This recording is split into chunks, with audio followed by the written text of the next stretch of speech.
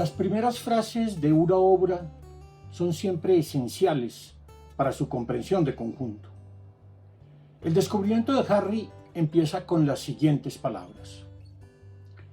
Seguramente nada habría ocurrido si aquel día Harry no se hubiera dormido en la clase de ciencias.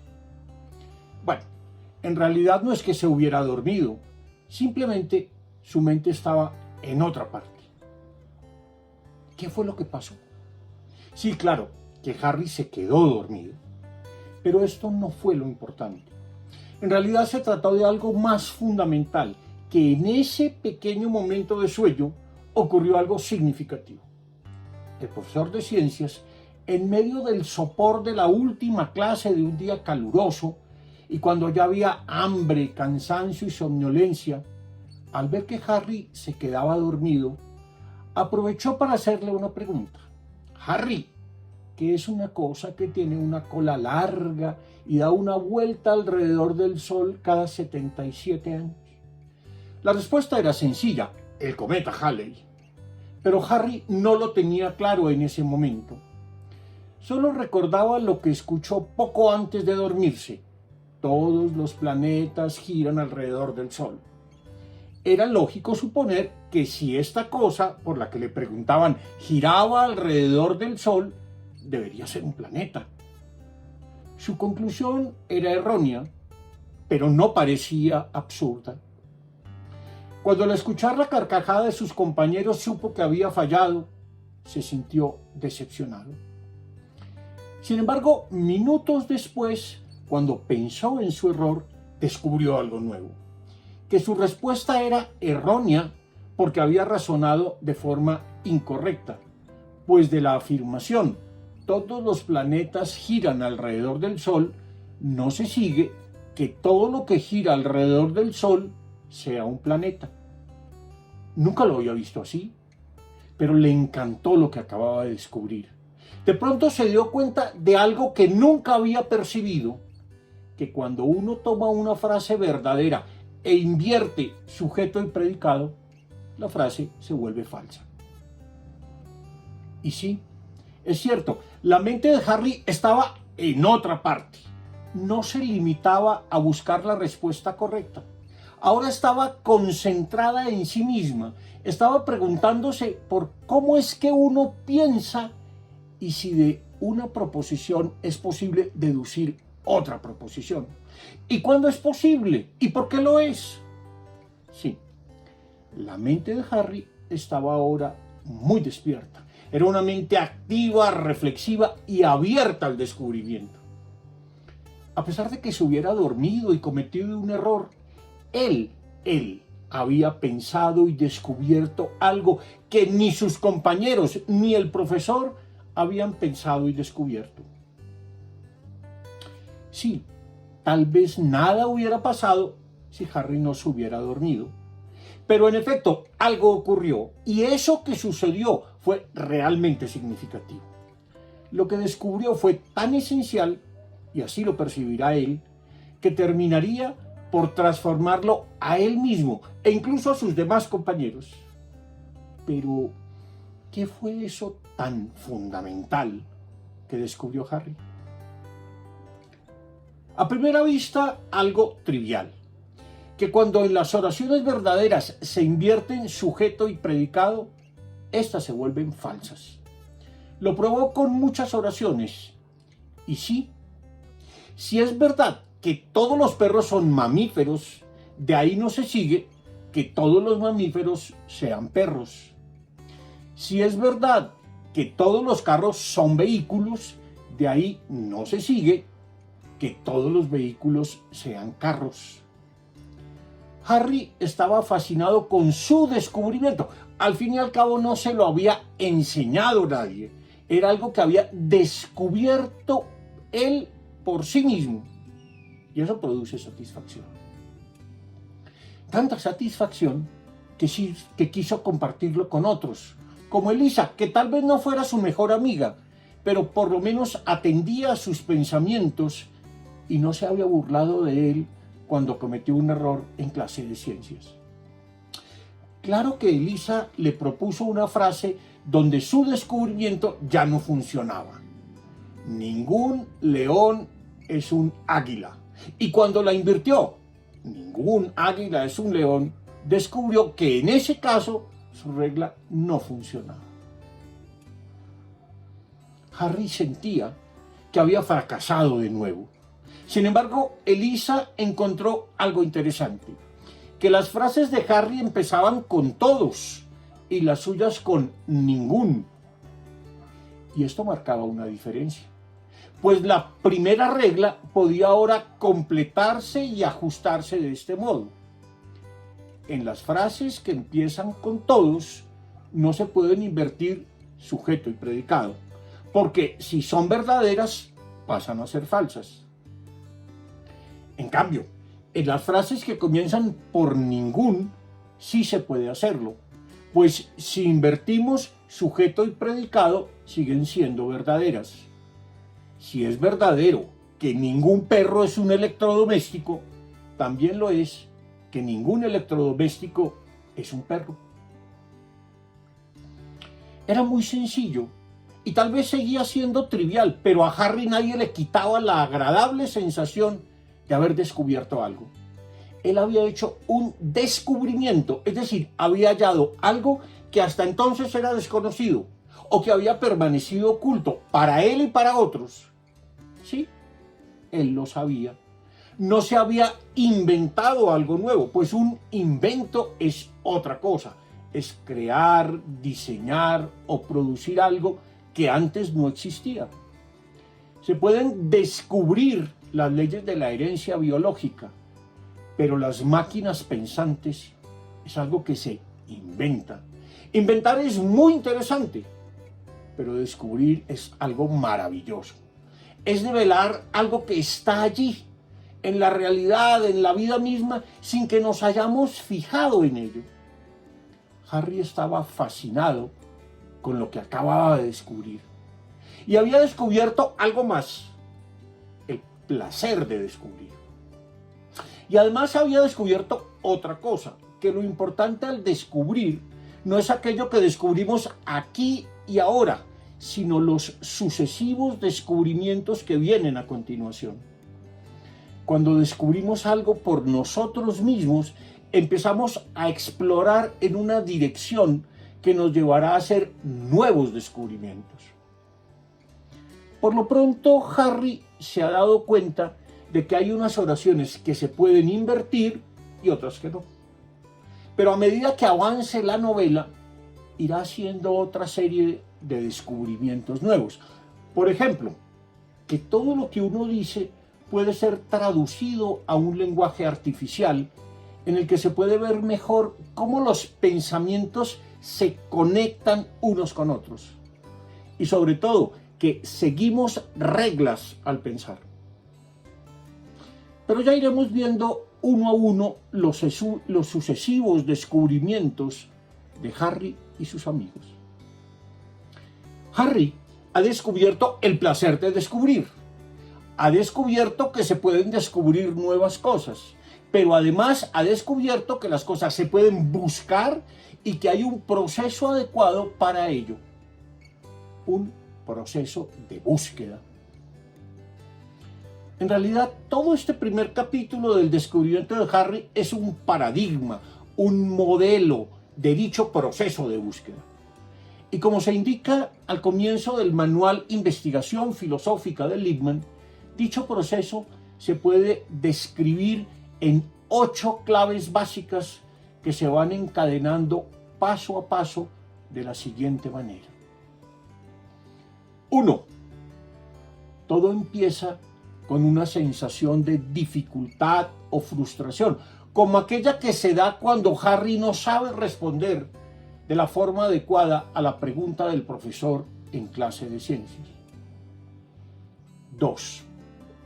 Aparece entonces la duda, pues Harry, en vez de dejarse frustrar por su fracaso, formula su dificultad e intenta planteársela como una pregunta que pueda responder. 3. Pasa entonces a la formulación o definición del problema, que pretende resolver. Ahora Harry reconoce su error y se da cuenta de que estaba suponiendo algo que no debía suponer, que a veces, casi sin darnos cuenta, invertimos el sujeto y el predicado de las oraciones y con ello incurrimos en errores de razonamiento. 4. Pero para buscar la solución al problema planteado, necesitamos elaborar una hipótesis, es decir, una respuesta provisional a nuestro problema. Su primera hipótesis es bastante simple. Si en una oración verdadera se invierte en sujeto y predicado, esta se vuelve falsa. Pero